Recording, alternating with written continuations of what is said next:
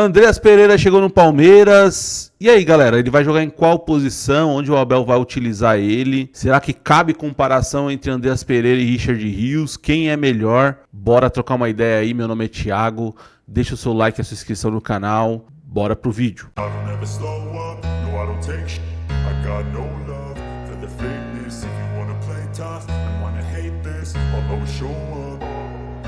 Galera, tem uma dúvida aí da torcida, né? Onde o Andreas Pereira vai atuar nesse time do Abel.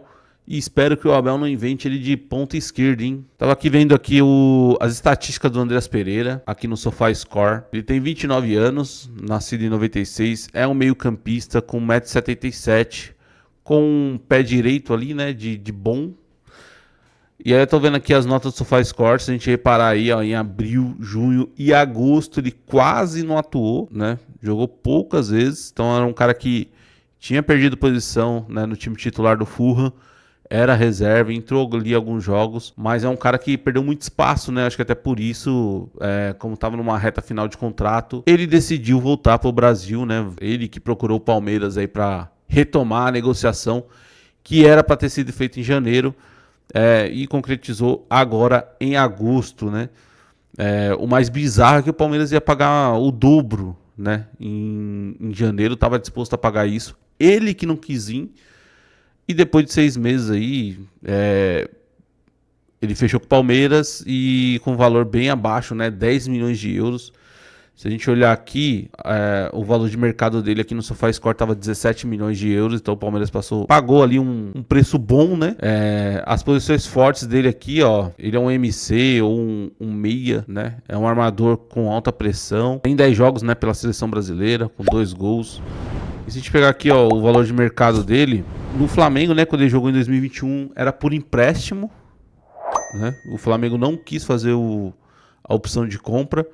E aí o Fulham comprou ele ali em 2022, pagando 9 milhões e 400 mil euros ali. Você vê, né? Vendeu o Palmeiras por 10 milhões de euros. Então o Fulham utilizou 3 anos do jogador, praticamente recuperou o investimento, né, que ele fez ali. É porque o mercado hoje tá muito caro, né, do futebol. Bora ver a estatística aqui do Andreas Pereira, né, na temporada 2024, 2025. Ele tem uma nota 6.92, né, no SofaScore. Você vê que é um cara que movimenta muito, né, em campo, bate escanteio. E aqui nesse mapa de calor ele caiu muito pela direita. Teve 33 jogos, 25 como titular, então ele é um cara, né, na temporada passada no Fulham, titular absoluto, né, 61 minutos por jogo na média. Então é um cara que foi muito bem utilizado ali, principalmente em 2022, né. Gols ele não faz tanto, são 2 gols. Passes ele tem um número maior, né, então ele é um meia muito mais construtor, diferente do Maurício, do Veiga, que são meias mais finalizadores, né. Agora vamos pegar o Brasileirão aqui, que ele jogou, né, pelo Flamengo, pra gente ver o mapa de calor dele. Você vê que ele tem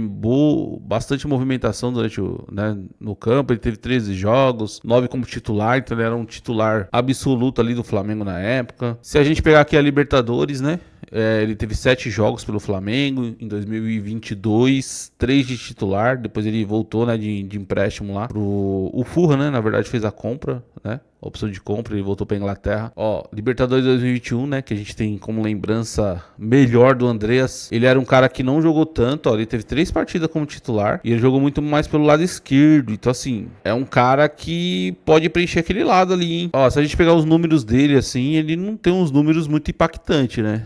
Ó, 2024, 2025 temporada lá pelo Fulham, 37 jogos, 2 gols e 5 assistências, com uma minutagem muito alta. 23 e 24 de participação maior, né, com 44 jogos, 3 gols, 8 assistências. Pode reparar que ele faz muito mais assistência do que gols, né? E até no Flamengo aqui, ó, 2021, 2022 ele até jogou mais, né, do que 2021. Os números não são tão altos assim de assistência e gols na carreira do Andreas. Agora, comparando Andreas Pereira com o Rios, né, vou pegar aqui um exemplo de 2022, o Andreas no Flamengo, e no Brasileirão 2025 o Rios, né?